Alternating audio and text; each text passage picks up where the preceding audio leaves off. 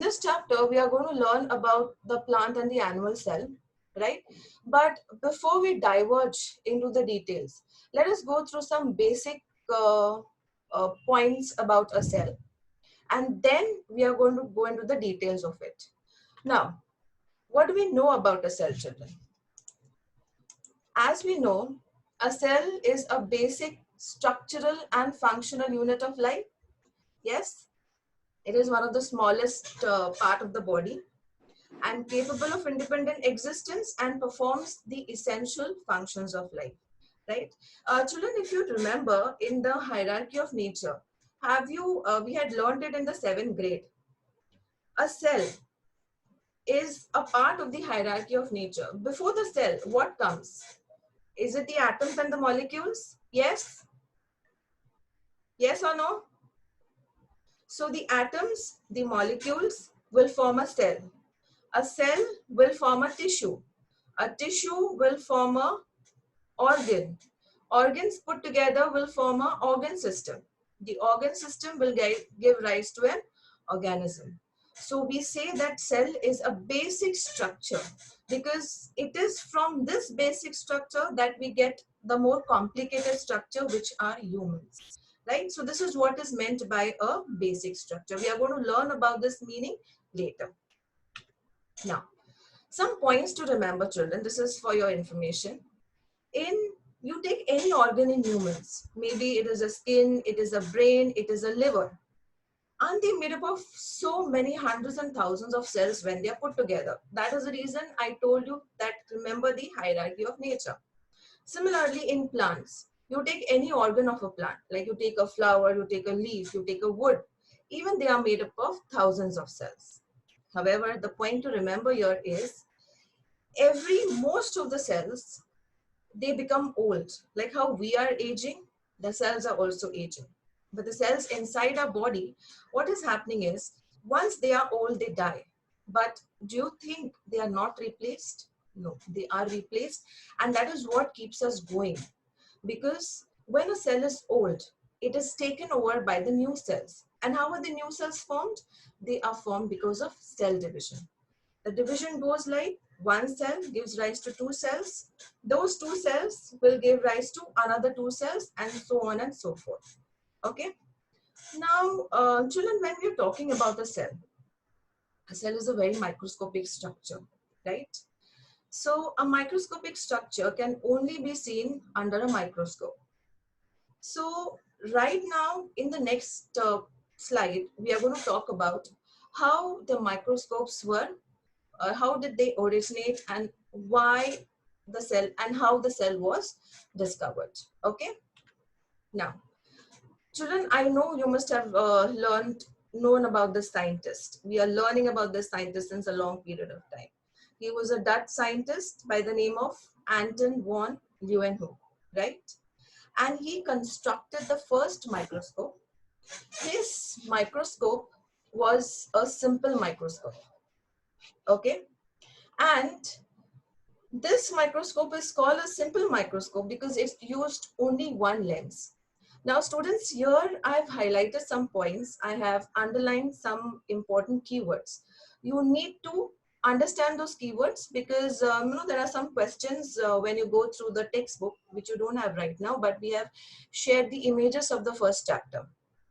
So you need to, ponder and you need to see these underlined words because Anton von Leeuwenhoek, he developed a simple microscope and his microscope had only one lens and that was a biconvex lens. The magnification which he attended because of this microscope was 200x. Now, when I write 200 and when I put a x there, that means the image was magnified 200 times, right? Now, as we know that humans, they continuously do inventions, right? This particular scientist, he invented a simple microscope. There was another scientist by the name of Robert Hooke. Now, he thought this magnification is not too much to see a cell. So what he did, he combined two or three lenses together And because of this, the image magnified even further.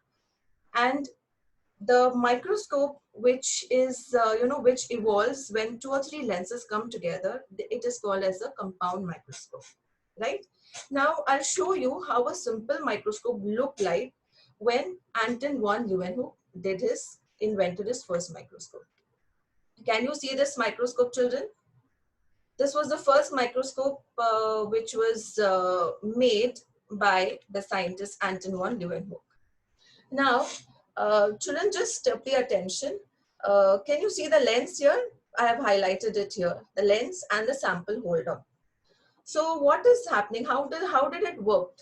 The specimen was kept, or it is mounted on a sample holder, and you could see through the lens. That's it. So that's a simple lens.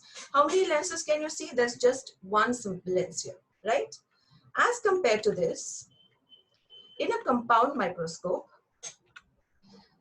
can you see this barrel-like structure, children? Yes. In this barrel-like structure, there are 2 lenses which are together. Okay. Now, because of these lenses, the image magnified even further, right? And the magnification was more than 200. Now, what did Robert Hooke do? Children, have you heard about a cork? A cork cells. Cork is something which is there on the outer part of the trunk of a tree, and that is normally made up of dead material. Now, when this particular scientist saw this thin slice of cork under the microscope, he could see, empty boxes like this. Why are these boxes empty? Because it is dead. So this is what his first observation was. Now, children, in the first simple microscope, Anton von Leeuwenhoek, he used a convex mirror. As compared to this, in a compound microscope, this particular scientist, he used a concave mirror. So here it is the difference arises. Okay. Now, children, can you see this image on the right side of the slide? Dhruva, can you raise your hand or show a thumb? Right? Good. Okay. Now, have you seen this in anywhere in the school? In the laboratory, in the biolab, right? We have seen this. Now, this compound microscope is an enhanced, or it's an improved version of the microscope which was invented by Robert Hooke.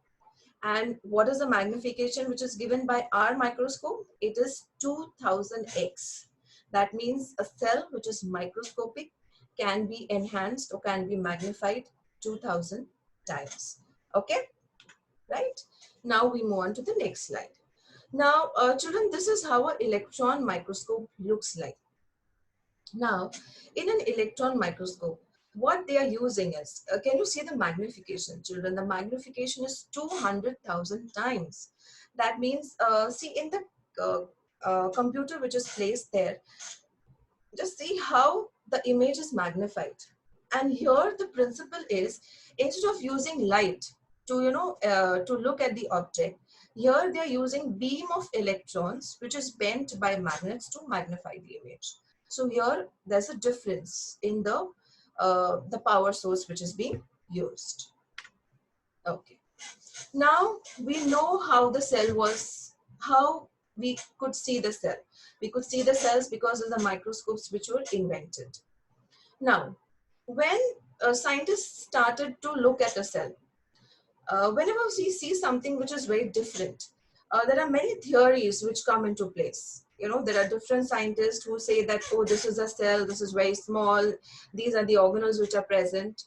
But how did the cell theory evolve? Now, for the cell theory, there were 2 scientists by the name of Schwann and Sheldon. Now, Sheldon, he was a German botanist, and he observed a cell in a plant. And Schwann was a German zoologist. He observed an animal cell. Now, based on what they observed, they postulated, or they put forward a theory. The theory is, I have wrote the theory down. However, there was one more scientist by the name of Rudolf Virchow. he thought that there need to be some additions to the theory. This theory is not complete. So he made one more addition to this, which is the last point of the theory. So the theory says that a cell is the smallest unit of structure of all living things. It is a unit of function of all living things, and all cells arise from pre-existing cells. What do you mean by that? By pre-existing cells, students, we mean that one cell gives rise to two cells. Two cells will give rise to four cells, and so on and so forth. Now, what do you mean by this theory is told in the next slides. Now, to understand what the cell theory is, we are going to use two examples. One is of a frog and one is of a mango. Okay. Now, when we say that a cell is a structural unit, now whenever we observe a cell, students, we see a cellular structure. Now, there is a difference between a plant and an animal cell. The plant cell is rectangular, whereas the animal cell is circular. You're seeing a structure there, right? So that is a structure. When we are saying a functional unit, each cell itself is capable of performing a function. What does that mean? The movement of the frog is due to contractions in the muscle cells. That means thousands of muscle cells together, when they act together, they help in the movement.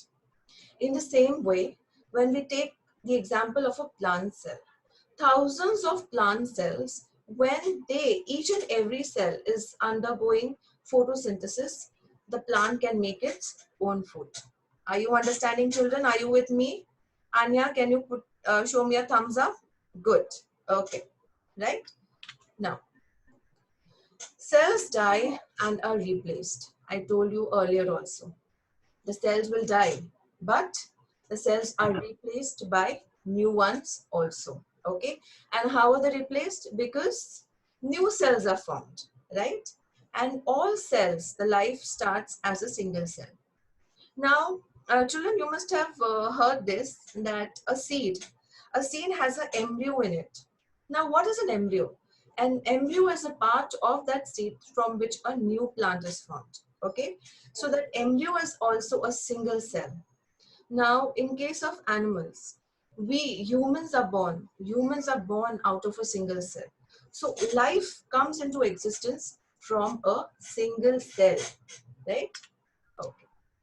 Now, the next topic here is how many cells can make up an organism. Now, here, children, the important thing that you need to remember is the examples of a single-celled organism, few-celled, and multi-cells. Now, here I have shown pictures of single-cell, few-cell, and multi-cells. Now, a single cell, bacteria, yeast, amoeba. The first picture is of a bacteria, the second picture is of a yeast, and the third picture is of a amoeba. They are all single-celled organisms. Few-celled organisms, Spirogyra. Can you see the fourth picture? Some rectangular strands. That is a Spirogyra. The next picture is of the Volvox. Now, Spirogyra and Volvox, students, they are all freshwater algae and they are green in color. Okay, they are found in fresh waters and they are not harmful to us. Now, multi-celled, as you can see in the last picture, humans are multi-celled. Fruits are multi-celled. Flowers are multi-celled. Why multi-celled? Because it is made up of thousands and millions of cells. When they combine together, they form humans. When they combine, they form plants or flowers. Okay?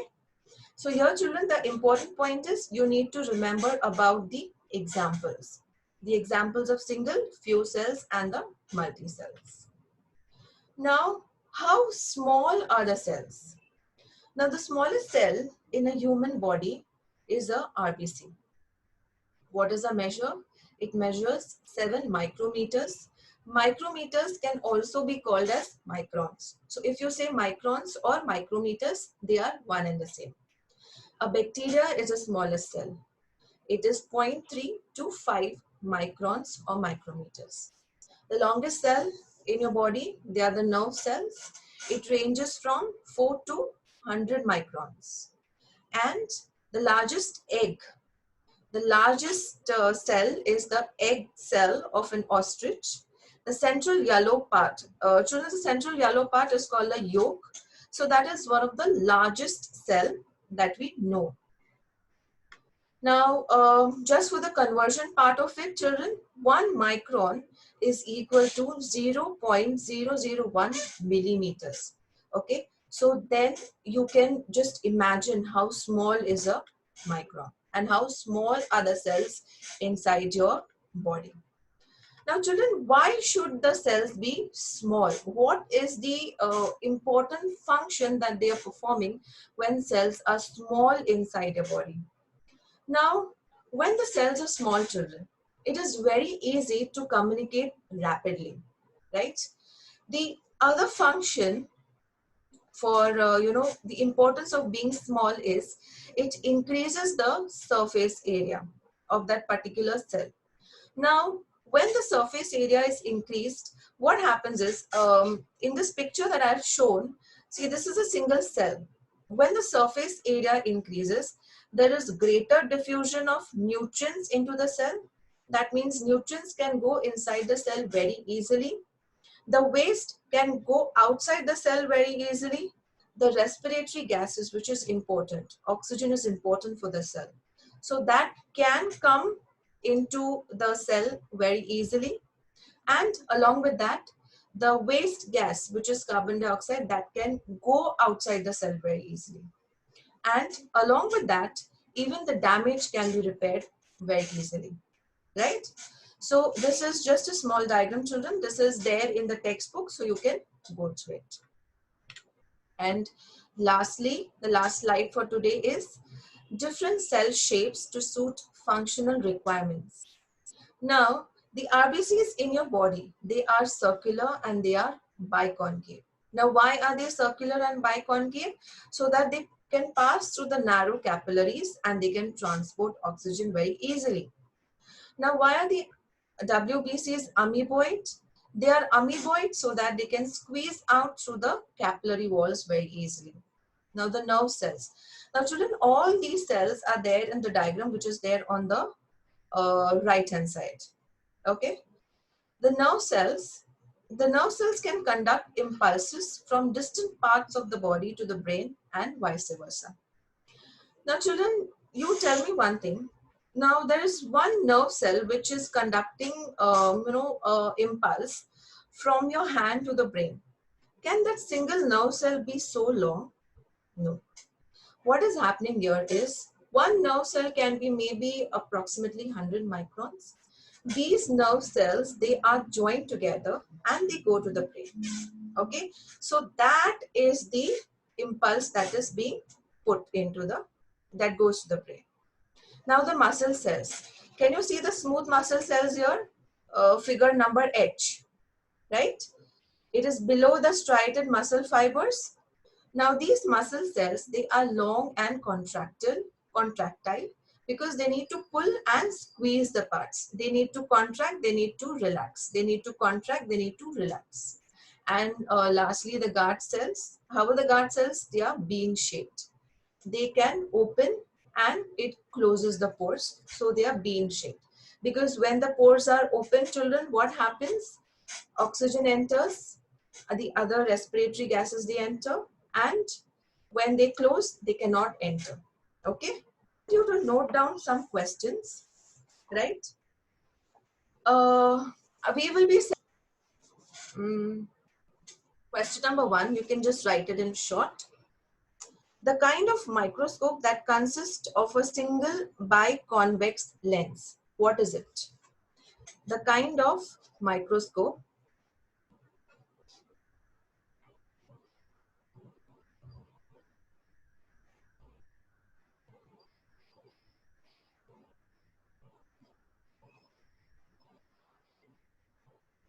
that consists of a single biconvex lens. What is that microscope called? I guess you must be knowing the answer, children. Yes? Now, the kind of mirror used for throwing light on the object in the Hooke's microscope.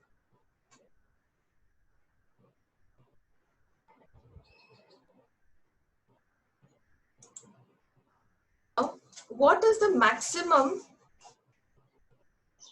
magnification that can be achieved by a compound microscope and an electron microscope?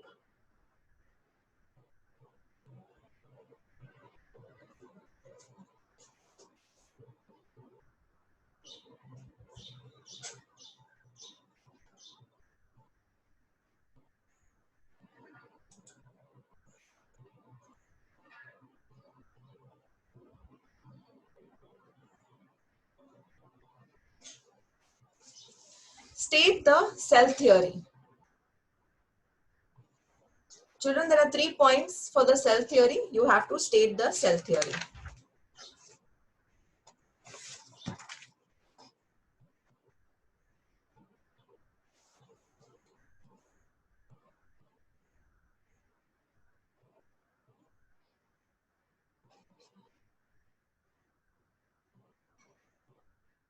The next is, give examples of any two one-celled organisms. Examples of any two one-celled organisms. The longest cells in animals.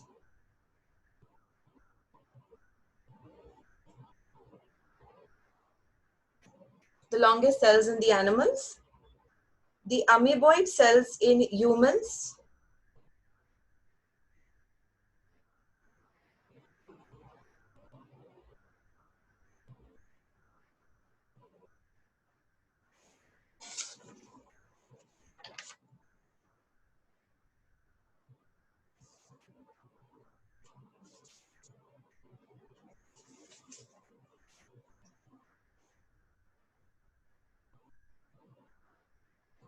Okay. Now, you need to give me the reason why are the RBCs circular and biconcave? Why are the RBCs circular and biconcave?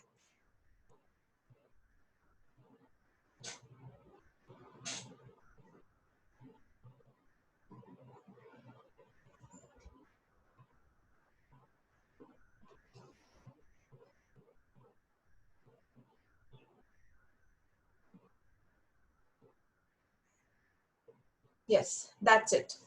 That's it for today, children. Now, what I'll do is I'll unmute all of you. If you have any questions, we can do it right now. Yeah. It is here.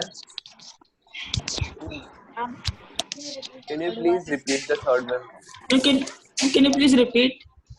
Which one, Third one. children? I'm the third one. And can I go to washroom? The last one.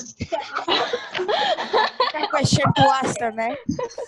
Okay, of course you can. But children, I hope the presentation was clear today. Ma'am, it was clear. Repeat the third one. Can you And repeat? what was the second question?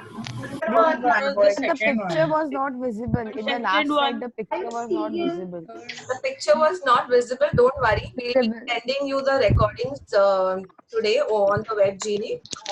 And you can look into the presentation and you can write down the answers.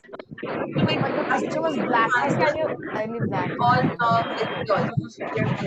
Yes. Oh God. I think I'll unmute all of you once again because I'm not able to hear. I'll repeat the questions, right? Yeah, thank you, ma'am. You too. Thank you, ma'am. Okay. See, children, I wanted you to write the examples of two one-celled organisms. The longest cell in the animals, amoeboid cells in humans. Okay.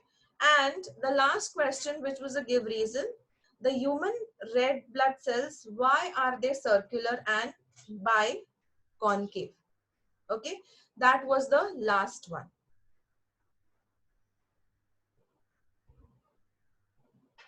Am I clear now with the questions? Anya, am I clear? Okay, great.